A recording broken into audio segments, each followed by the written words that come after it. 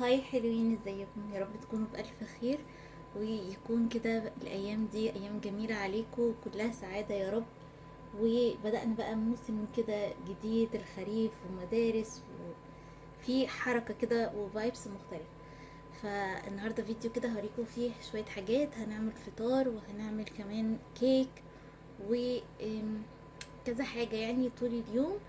ولو الفيديو كان فيه وقت ان هو يسمح لهاند ميد هنزله معاه، ولو كده هنزله في فيديو تاني عشان ديكورات الخريف وكلكم تعرفوا تعملوا ذواق حلو في بيتكم بتكاليف بسيطة. لو اول مرة بتشوفوا القناة متنسوش تعملوا لايك وشير وسبسكرايب. تعالوا بينا بقى نبدأ الفيديو. اول حاجة انا صاحية عايزة افطر كيك. انا بحب جدا ما افطرش قوي يعني، بس بحب ان انا اكل حاجة حلويات مع شاي مع قهوة مع كده. فانا في المطبخ عندي وانا بشوف يعني الرفوف وكده، كان عندي كيك فانيليا بتاع دريم، فانا هعملها بسرعة. هي كل اللي محتاجاه 3 بيضات و100 جرام زبدة ونص كوباية لبن. وطبعا انا مشغله الفرن، يعني لو في صوت انتوا سامعينه ده الفرن. وكلمت السوبر ماركت يجيب لي حاجات على ما نبدأ نظبط. اول حاجة بس احط 3 بيضات هنا. كسرت هنا الثلاث بيضات. انا ما بهداش غير اما ازود فانيليا تكون بتاعتي انا، ما بثقش بصراحة في اي فانيليا تانية، فهحط شوية بس فانيليا.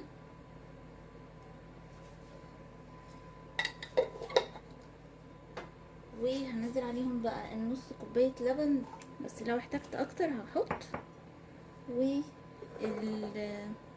الزبدة عندي بدرجة حرارة الغرفة. اول حاجة بس هميكس البيض والفانيليا. اللبن.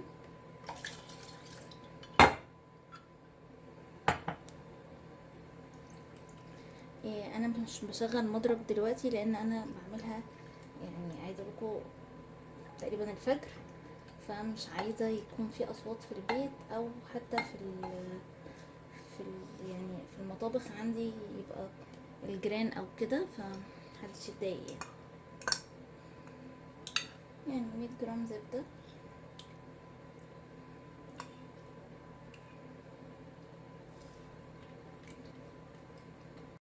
دهنت هنا القالب بالسمنه، وهفضي بس بقى فيه الكيك.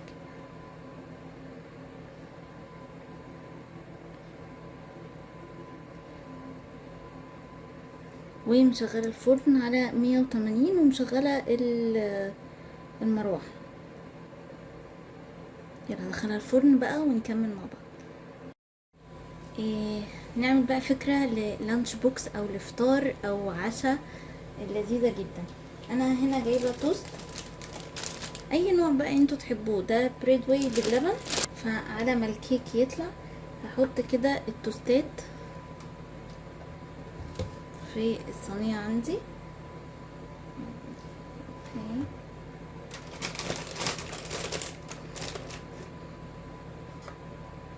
ممكن اعمل واحدة كمان. بصوا دي يعني فكرة ظريفة جدا للي مش عنده عجينة بيتزا او عايز يعجن او كده.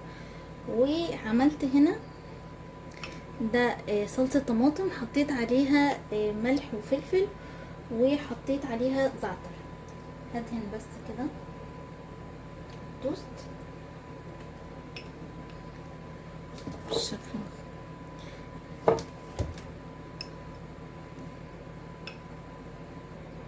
بالشكل ده تقدروا بقى اي حاجة عندكم في التلاجة عايزين تعملوها. ممكن نعملها جبن، ممكن نعملها خضار، فلفل اخضر. طبعا انا مستغل ان انا مشغله الفرن اصلا عشان بعمل الكيك، فقلت اعمل برضو حاجة كده لللانش بوكس او حد نازل الشغل. وكمان هعمل النهاردة وصفة الغدا كمان في الفرن، فعلى طول هجهز لها يعني حاجة حاجة كده. انا كان عندي 2 سوسيس ده بالفراخ. بصوا يعني عايزه اقولكم والله الحاجات دي فعلا بواقي عندي، فاللي مثلا عنده اطفال صغيرين مكملوش مثلا في اكلهم، في حتة بانيه، حتة ستريبس، سوسيس كده، ممكن نعمله اصلا كمان نحط عليه آه، ببيض مثلا بخضار ويدخل، هيبقى شكله حلو قوي برضو لللانش بوكس. يعني بدل ما نسقيه يعني نحط له صلصه وحاجات من دي، نحط له بيض متقطع عليه خضار. بس اللي قطعتهم دول بقى عايزه احطهم عشان مش عارفه اعمل بيهم ايه. وعندي جبنه قليله كمان ونسيت اطلب من الماركت، بس هحاول ان انا اوزعها عليهم يعني. طبعا اللي عايز زيتون اي حاجه تقدروا تحطوا اللي انتوا عايزينه. هنا بصوا ان شاء الله طلعت الكيك. مش قادره اقول لكم بقى، سخنه جدا. هسيبها على جنب تبرد شويه على ما اخلص الفطار ده ونعمل كوبايه شاي بقى وناكل الكيكه كده وهي لسه دافيه. هنجيب بس جبن واظبط ده. مش قادره اقول لكم ريحه الكيكه مخلياني بقى بنهار دلوقتي. احط بس الجبن. ده كان كيس ميكس عندي، محتاجه بس ان هو عشان يمسك الحشو ويدي كمان طعم اكتر. يعني الوقت ده بحب قوي ان احنا نخبز فيه، يعني الوقت ده من السنه عامه الخريف، وبحس كده ان هو بيبقى وقت حلو قوي مع الفرن. فمش قادره اقول لكم. برش بس كده رشه من الزعتر كمان. طبعا دي في الفرن مش قادره اقول لكم بتبقى الريحه خطيره خطيره خطيره. هدخله الفرن، طبعا الفرن سخن فمش هتاخد وقت، مجرد بس الجبن تسيح والسوسيس يعني يستوي ويندمج وكده واطلعه واوريهولكم. شوفوا لي الجمال والحلاوه دي لما طلعت من الفرن. بصوا طبعا هو سخن جدا بس تتمسك كده وتتاكل من تحت، واخد لون لذيذ. يعني عايزه احاول اوريهولكم، فبقى مقرمش كده سنه، فمش قادره اقول لكم اصلا الريحه. والله تحسوا يعني في انجازات كده بتحصل. الكيك كمان هدي شويه عشان لما نقطعه ما يتبهدلش مننا. ودي هسيبها دقيقتين كده، وبعدين بقى نعمل كوبايه شاي ونفطر ونعمل الغدا. خلاص بقى عملت كوبايه شاي وقلت افطر وادخل بقى على الليفينج، ويكون الغدا كمان حطاه في الفرن، يكون برضو اللحمه بتستوي. عملت شاي وده البيتزا والكيك. بصوا طالع تحفه ما شاء الله. فانا هفطر كيك وشاي. سوري، نظبط الليفينج روم لان عايزه اروقها كده شويه. يعني طبعا عارفين القعده طول اليوم فيها وكده. الله نفسا إلا وسعها، لها ما كسبت وعليها ما اكتسبت. ربنا لا تؤاخذنا إن نسينا أو أخطأنا. ربنا ولا تحمل علينا إصرا كما حملته على الذين من قبلنا. ربنا ولا تحمل. تعالوا بقى نجهز الغدا. قطعت عندي هنا بصل وفلفل وطماطم. اول حاجه بس هتبل البصل، ومقطعه بطاطس وجزر كمان. اوكي، تعالوا نتبل البصل. هبدا احط عليه الاول شويه من القرنفل باودر. انا طبعا هعمل لحمه، فالبهارات دي اللي بتليق مع اللحمه. عايزه اقول القرنفل الباودر بينقل اي حاجه في حته تانية. وطبعا قرفه شويه حلوين، وبهارات لحمه اللي هي بقى مشكله 7 بهارات اي حاجه. فلفل اسود،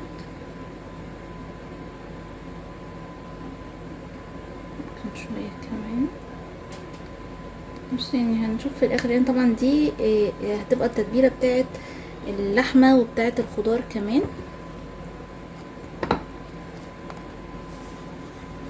ملح، حط شوية كمان.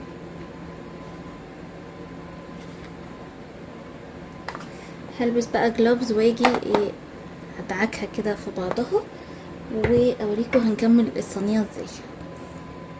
حطيت كل البهارات، هبدأ بقى ادخلها كده في بعض.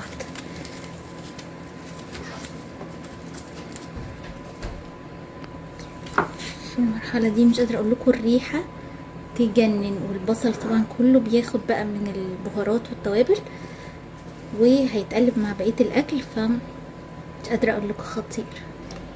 حضرت هنا صينيه، حطيت ورق فويل من تحت وورق زبده عليه، وهبدأ بقى انزل الحاجات اللي عندي دي، وكده كده انا هعمل ميكس في بعضهم فلفل، اللي عايز يحط طبعا حاجات حراقه يحط.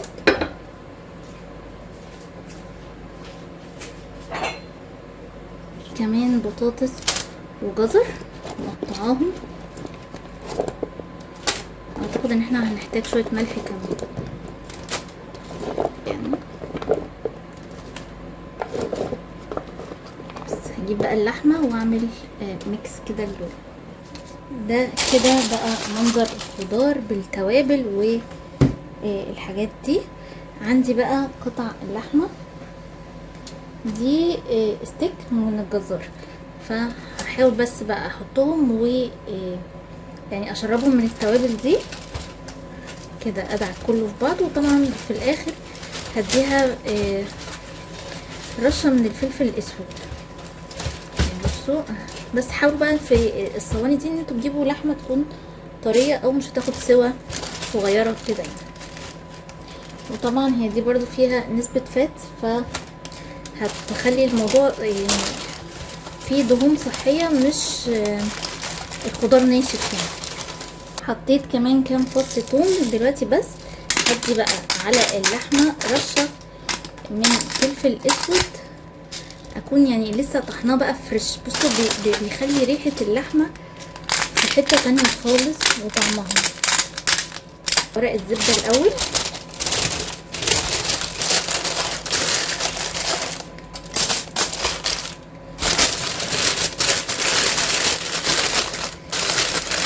وهنكتم قوي البخار عشان احنا طبعا مش حاطين ميه.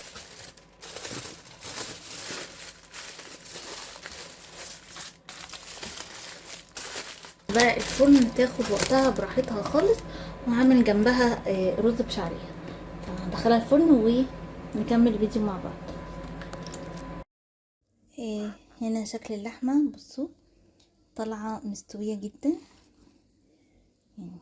بصوا مش محتاجه اي حاجه.